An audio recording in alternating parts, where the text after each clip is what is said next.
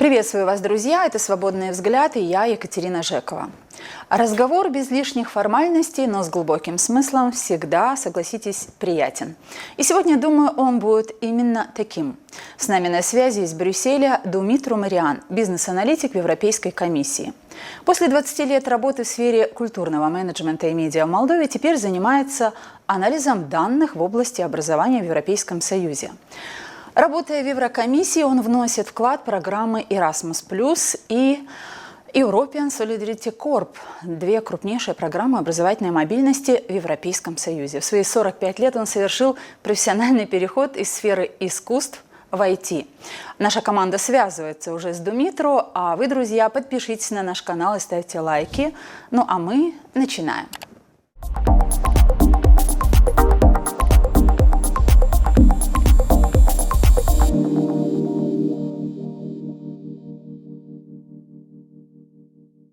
Приветствую вас, Думитру. Здравствуйте, Екатерина. Рада, что вы со своего сложного, плотного, как я понимаю, графика выкроили время, и у нас есть возможность побеседовать с вами о важном и о главном, как я считаю, для Молдовы. Вы знаете, я на днях на вашей странице в Фейсбуке увидела вот такой пост. Я его зачитаю, потому что я попрошу комментарии к этому посту. Вы написали, что Европарламент сегодня моложе. Горжусь тем, что вношу свой вклад в две флагманские программы Европейского Союза, ориентированные на молодежь и формирующие условия обучения в Европе и, честно говоря, всего мира. Вот объясните, пожалуйста, как это и что это?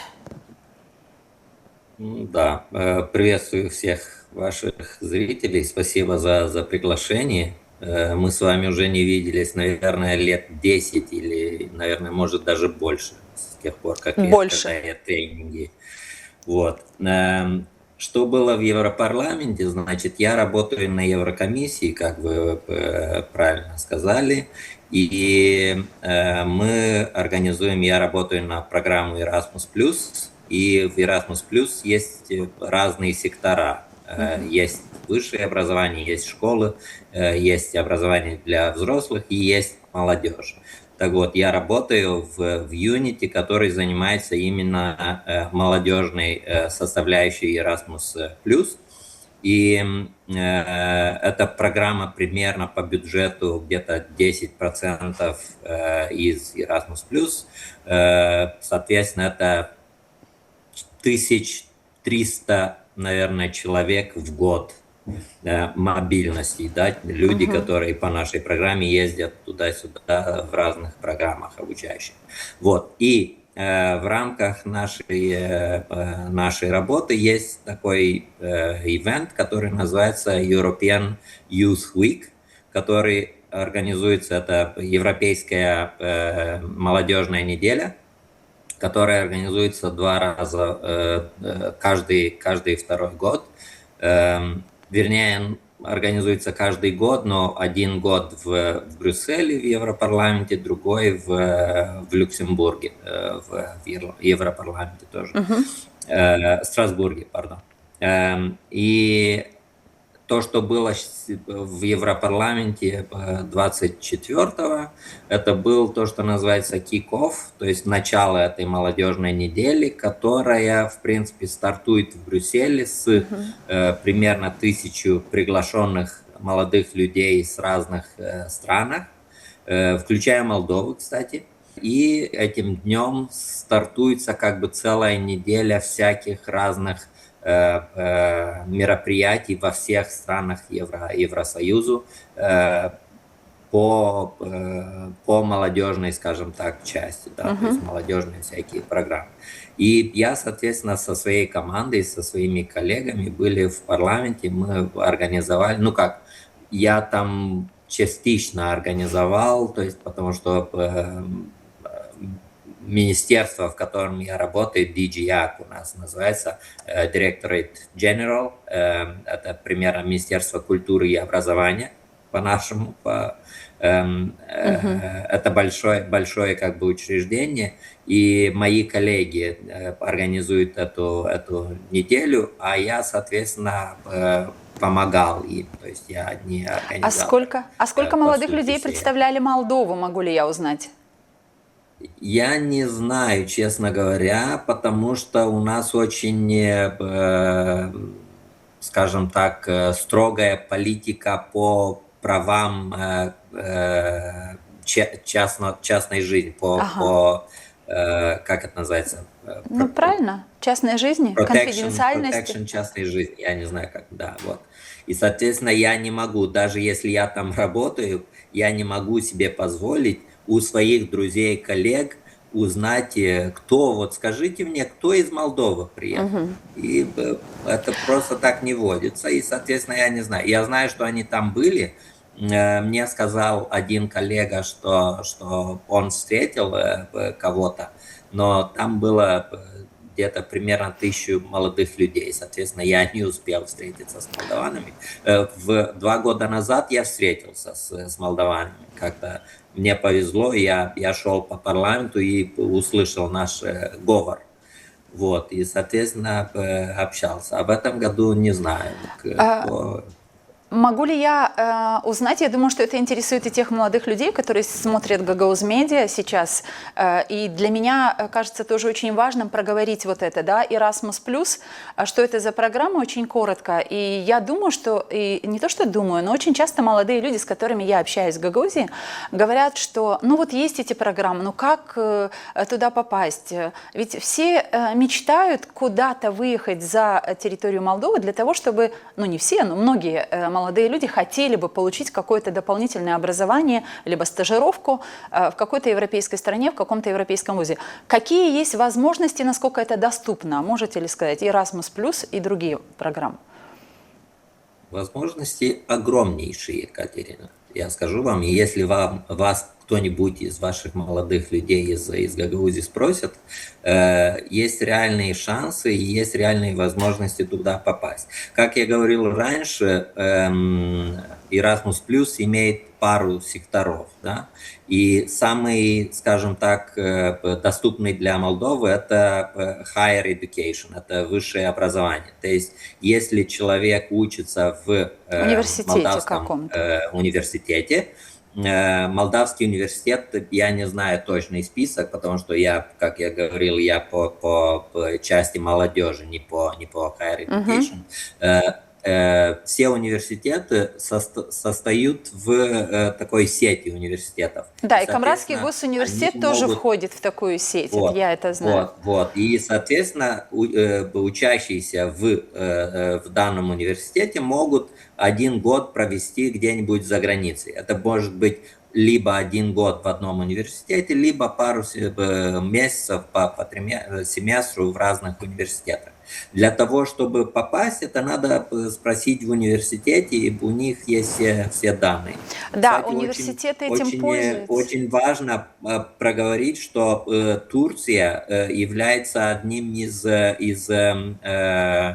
партнером Erasmus+, то есть они полноправные, скажем так, участники программы, и, соответственно, у них очень-очень много денег и очень много возможностей. Соответственно, я думаю, для ваших сограждан это может быть очень-очень интересно. То есть это одна возможность через университет.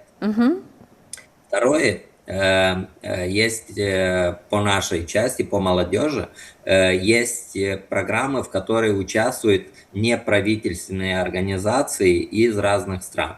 То есть Молдова тоже может участвовать. К сожалению, в данном случае Молдова не может напрямую подать заявление и получить финансирование для программ в программе Erasmus+, Youth, но она может быть партнером с какой-нибудь неправительственной организацией из Европейского Союза. А по списке эти можно найти организации, я уверен, что они уже на связи. И, соответственно, эти программы организуются всякие образовательные, скажем, мобильности через неправительственные организации. Это тоже очень большая возможность. Есть тысячи молодых людей, которые уже участвовали. Это по Erasmus+. И еще, чтобы дополнить программу, есть вторая программа, как вы говорили, я еще работаю тоже в нашем юните, мы ответственны за программу European Solidarity Corps. Это программа по volunteering, по Волонтерству.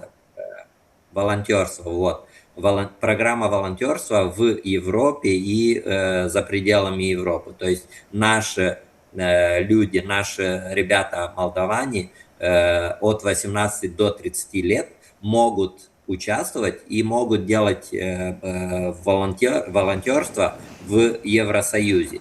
А из Евросоюза могут приехать к нам в Молдове. То есть наши молдаване могут поехать в любую европейскую страну. И для этого, опять-таки, нужна организация, но не обязательно. Есть сайт, который называется European Youth Portal, на котором есть вся эта информация. Просто должны записаться, найти возможность подписаться, и можно даже напрямую без организации из Молдовы. Я думаю, что всех интересует вопрос, насколько покрывает финансами каждая программа участие в волонтерской программе, либо все. То есть и жилье, и питание. 100%. 100% покрывает. В этом и вся суть. Программа, я и говорю, что программа Erasmus Plus и European Solidarity Corps — это две самые большие и самые, востребованные, скажем так, наверное. востребованные и популярные, и очень поддерживают все депутаты, и все государства поддерживают эту программу, потому что через нее проходит огромное количество молодых людей. А какие возможности есть для школьников именно? Для школьников? Для школьников тоже есть возможности по обмену. Обычно это, если помоложе, обычно это программы коротких визитов в разные страны со всем классом. Или есть возможности для учителей, тоже в рамках сектора школьного обучения, есть возможности для учителей тоже поехать на стажировку, скажем так, в любой европейской стране. То есть это очень-очень возможно. Кажется, что возможностей много, и очень часто лично я сталкиваюсь с тем, что об этом не знают люди. Есть ли какие-то такие сигналы у вас, и есть ли какие-то решения по этому вопросу? Потому что где-то пойти по ссылке, для того, чтобы пойти, это надо, чтобы была какая-то информационная кампания, чтобы молодежь и родители их, в том числе школьников, да, были бы к этому готовы. Потому что касается Erasmus Plus программы, я знаю, что Камрадский государственный университет активно тоже и подключен, и является частью этой сети, как вы сказали, и студенты участвуют. Но вот школьники, мне кажется, что это что-то неизведанное. Те, которые сейчас нас слушают, наши зрители, можете воспользоваться. Мы дадим на экран ссылочку для того, чтобы как минимум те, кого это заинтересовало сейчас, могли бы зайти посмотреть и подписаться, как вы говорите. Я дальше хотела бы продолжить с вами разговор о том, что, находясь там, вы уже довольно давно находитесь в Брюсселе, как я понимаю, и я бы сказала, наверное, что вы, не то что поменяли профессию, но для меня, зная вас очень давно и зная, что вы активный и достаточно качественно работающий здесь, в медиаотрасли в Молдове, долгое время человек, который очень много, и, по-моему, повторюсь, извините за тавтологию, качественно работал здесь в стране и готовил журналистов, операторов совместно с Центром независимой журналистики, насколько я помню. И, собственно говоря, журналисты Гагаузского радио и телевидения тоже проходили курсы у вас, у Дарины Скобиала. Вот эта команда людей, которые 10-15 лет назад делали такую работу очень важную, как мне кажется. Вы, обладая образованием инженера, техническое образование имея, вы вдруг перешли сейчас... В Молдове последние годы до отъезда в Брюссель вы занимались и активно участвовали в корректировке дел в киноиндустрии, скажем. Подправьте меня, если это не так. И сейчас я узнаю вот такую приятную новость о том, что вы занимаетесь уже более 6 лет в Еврокомиссии, такой важный, и особенно в этот период, когда Молдова готовится пройти вот этот путь очень важный, евроинтеграционный для нас, до вступления в ЕС. Как такая трансформация произошла и почему? Как в этом фильме говорилось, стреляли Так получилось, что жизнь как бы учит, жизнь заставляет, и на самом деле, как вы правильно говорите, я думаю, что я внес свою лепту в киноиндустрии Молдовы и в медиаиндустрии в общем, и в культуре. И в какой-то момент ты доходишь до момента, когда уже как бы тесно, когда уже как-то как-то все не то и все не так, как-то что-то хочется больше, как-то получается, что вновь и вновь наступаешь по тем же граблям и вновь борешься с теми же мельницами ветреными, или как там говорится. Бывает и Эм, такое, да.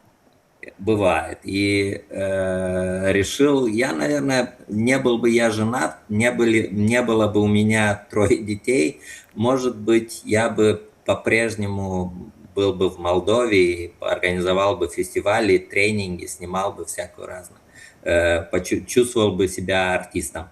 Но когда мои дети немножко подросли, моя первая дочка, когда должна была пойти в школу, мы столкнулись, скажем так, с системой, про которую почти ничего не знали. Да? То есть я часто ссорился с государственными учреждениями, там часто как бы боролся за свои права по всяким там поводам, а когда столкнулись с системой образования, я понял, что я долго не протяну, у меня не хватает нервов, и я не хочу просто этим заниматься. То есть я не хочу дальше, там минимум лет 12 бороться за права моих детей и все такое. То есть я А просто что сказал больше себе, что всего, нет, а что надо. больше всего вас не устраивало в системе образования Молдовы? То есть, получается, это был такой побег в Европу из Молдовы? Это был такой побег, да, признаюсь, это был побег. То, что мне не нравилось, и в принципе это начало меняться, но там все еще по-прежнему дела не так хорошо обстоят в образовательной системе, потому что то, что меня не устраивало, и то, что меня не устраивало бы нигде, это то, что Не только в Молдове, не в одной стране вы все имеете в виду? зависит, да, ну, здесь мне не приходится бороться с этим, но то, что в Молдове было, это какая-то очень большая такая бюрократия и очень часто без логики, да, то есть документ, подпись на документе, документ на подпись, документ на печать, печать на документе и все такое, то есть какая-то заваруха, из которой можешь выйти только если предложишь немножко кому-то, или если есть в системе хороший друг или кум или что-то такое, да, то есть система, которая зависит, как бы, вот раньше пример очень-очень уместный. Мои коллеги не дают мне данные по молдаванам. Да, мы работаем в одном офисе практически, они могли бы мне дать вот эти данные, но правило есть правило, то есть не имеет значения, кто ты, друг, приятель, правило есть правило. То, что в Молдове не работает, это то, что правила всегда меняются под человека, то есть есть менеджеры, которые меняют систему под себя, есть родители, которых это все устраивает, и все, вот эта система, которая пропагируется из года в год, меня это не устраивало. Так чего у нас больше в Молдове было на тот момент, когда вы уехали из страны? Кстати, это какой год был? 2018. 2018. Больше отсутствие законопослушности граждан, либо отсутствие качественных законов и качественного их внедрения? Ну, скажем так, по-моему, точно, дела начали уже меняться, но еще присутствует в Молдове такой принцип, да, пойдет и так. Угу. То есть вот это пойдет и так, разберемся, меня не устраивает. Во-первых, я инженер, у меня аналитический, скажем так, подход ко всему, и мне нравится, когда правила написаны, и когда правила очень четкие, и когда я знаю, чего ожидать. Будь это в образовании, будь это в больнице, будь это в юстиции, где угодно. Мне Правильно я нравится, понимаю, когда что я знаю, чего ожидать. в стране, в которой вы сейчас живете, вас все устраивает? Скорее всего, нет.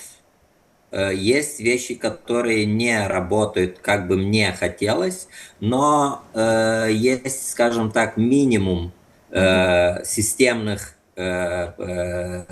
системных опор, которые делают из этого общества функциональное общество. И я могу быть уверенным, что мои права будут защищены законом. Я уверен, что меня никогда не обвинят не по делу. Я уверен, что я всегда могу найти место, куда пожаловаться, если со мной не так поступили и все такое.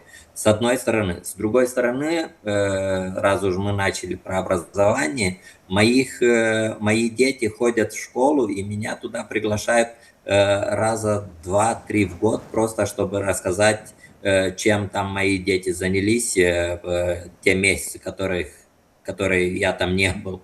И я доверяю как бы системе, что она занимается чем надо с моими детьми. И у меня есть расписано все, что я должен государству, что я должен платить, когда я буду платить и за что я плачу. Да? То есть все очень четко расписано и все очень равномерно, скажем так. То есть нету никаких непредвиденных препятствий, скажем так. Ясно. Конечно, не все работает в Бельгии особенно, потому что Бельгия, во-первых, многонациональное государство, во-вторых, в Бельгии еще европейские институции, соответственно, очень разношерстное, скажем так, общество. И не может быть такого, чтобы балканцы, китайцы, европейцы и немцы согласовали и всегда были согласны друг с другом. Как Есть, но многонациональный? есть. Как многонациональной, простите, Бельгии вам удается вписаться в эту многонациональную среду? Дополнительное изучение языков. Я знаю, что вы владели английским, знаю, что вы владеете румынским языком, русским. А еще какие-то языки пришлось изучать для того, чтобы вписаться в эту многонациональную среду? Обязательно. В Бельгии есть 3 государственных языка, то есть есть французский, есть нидерландский и есть немецкий. И я знал французский еще со школы, я не общался на французском, но я мог читать, я мог общаться на французском, то есть пришлось немножко там потренироваться и пришло. Но я так и не выучил нидерландский. И поэтому, в принципе, это один из мотивов, по которым я сменил свою профессию, либо в продакшене, в медиа, в кино ты не можешь работать, если ты не владеешь обеими языками. То есть никак. То есть я мог бы его выучить, но по моему возрасту это было уже поздно, и я не мог его выучить до такого уровня, чтобы, скажем так, мне доверили проекты, которые соответствовали по моему, скажем, статусу или возрасту или опыту. Да? Дмитрий, очень интересный разговор с вами. У нас есть еще чуть более 5 минут до завершения этого эфира. А я еще хочу с вами поговорить. Вот, кстати, плавно разговор подошел к кино. И я помню то хорошее сотрудничество с киноиндустрией, которое у вас было, с господином Проданом, бывшим министром культуры. И я почему-то запомнила тот закон, который о кино вы в соавторстве разрабатывали, принимали. Наверное, вы сейчас смотрите и делаете какой-то анализ, что это дало. Ведь, принимая любой закон, есть надежда на то, что это сдвинет с мертвой точки эту индустрию. Вот вашим взглядом, что происходит в киноиндустрии, насколько вы интересуетесь, и дал ли этот закон эффект? Ну, давайте я вам расскажу секретик небольшой. Я, Давайте. хоть и в Бельгии, я еще являюсь членом административного совета киноцентра в Молдове. Созданного в рамках этого закона, мандат. насколько я понимаю. Да. В рамках законов как бы создали киноцентр, и у него есть этот независимый совет, в котором я состою, мандат на 4 года. И я не то что слышу или узнаю со стороны, я участвую, как бы я знаю, что происходит.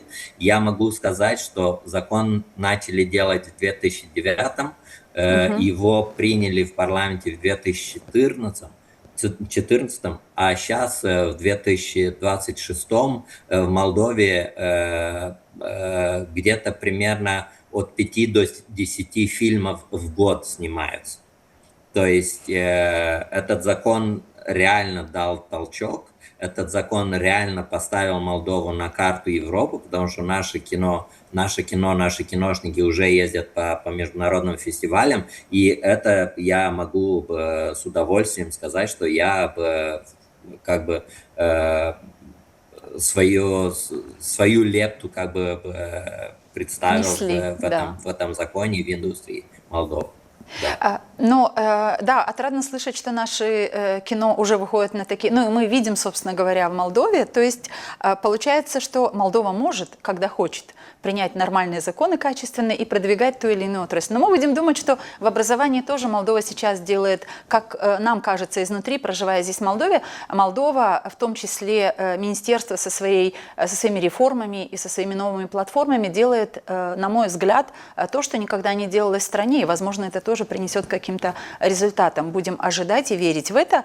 Вы знаете, глядя на вашу страницу в Фейсбуке, несложно заметить, что у вас появилось какое-то хобби, которое, как мне кажется, да, возможно ли было это в Молдове, не знаю, но, наверное, возможно, судя по тому, что у нас есть Днестр и есть где каякерством заниматься. Но вот хобби, которое появилось у вас, можете рассказать об этом и о городе, в котором вы занимаетесь своим хобби?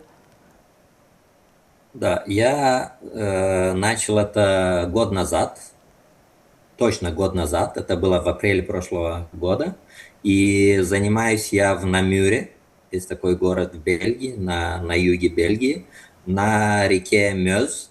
Это то, что вы показываете сейчас, это город Брюж, это ночная экспедиция по Брюжу. Это позволено только раз в год и только на 2 часа. То есть почему можно так? вот этим заниматься. Это исторический. Это город, в котором я был на этой ночной экспедиции, вечерней экспедиции, но я не там катаюсь каждую неделю. Я катаюсь в городе Намюре, тоже красивый город. И начал я это делать, потому что в какой-то момент, мне это хотелось давно начать, но как-то все не сходилось, и в прошлом году наконец-то я повстречал правильных людей, и вот начал этим заниматься. Это очень красиво и очень, скажем так, одушевляет. Я сегодня говорю частенько о вашей странице в Фейсбуке, потому что она меня действительно вдохновляет. Вы довольно часто пишете о том, что вы скучаете по Молдове. Я убеждена, что вы следите за теми событиями, которые в нашей стране происходят. Что вас радует и что вас огорчает? Давайте вот этим ответом завершим нашу с вами беседу. Меня радует, что есть люди-оптимисты, как вы, Екатерина, и как мои бывшие коллеги-киношники, не бывшие, еще коллеги-киношники, которые остались там, и которые радуются, которые пытаются что-то делать, и которые, честно говоря, делают очень много. Вот это меня радует.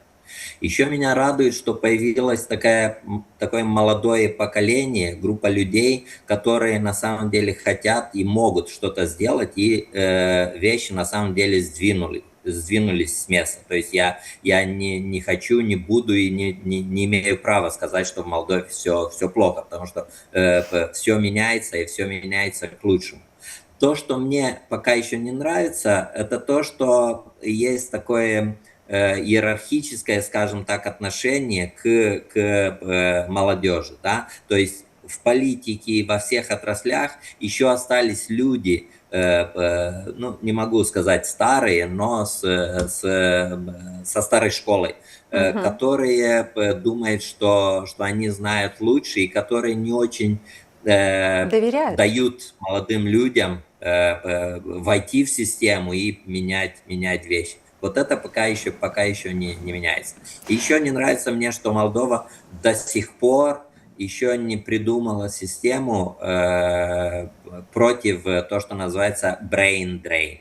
То есть люди умные, очень способные по-прежнему уезжают из Молдовы. И бывают случаи, когда они возвращаются, но по разным причинам они долго не задерживаются в Молдове и опять-таки уезжают. И вот это меня огорчает. Думитру, я искренне благодарю за эту связь, за ваши мысли. Вам желаю успехов, но и одновременно мне было действительно очень приятно, надеюсь, и нашим зрителям, слышать такую историю нашего соотечественника, который плодом своих усилий добивается успехов в Евросоюзе, проживая в Брюсселе и работая в Еврокомиссии. Спасибо вам и успехов еще раз. Друзья, с нами на связи сегодня был Думитру Мариан. Мне кажется, здорово, когда слышишь мысли наших соотечественников, которые проживают в других странах и продолжают заботиться о своей родине и приносить пользу, находясь там, где они находятся, проживая там, где они проживают. Мне кажется, есть чему учиться. И открыто много возможностей. Давайте принимать все то, что предлагает сегодня Молдова для развития каждого человека и нашей страны в целом. Это был сегодня «Свободный взгляд». Друзья, оставайтесь с нами и не забудьте подписаться на наш канал, если вы этого еще не сделали. Гагауз Медиа всегда имеет хорошие и приятные беседы, разговоры о главном и важном. До встречи!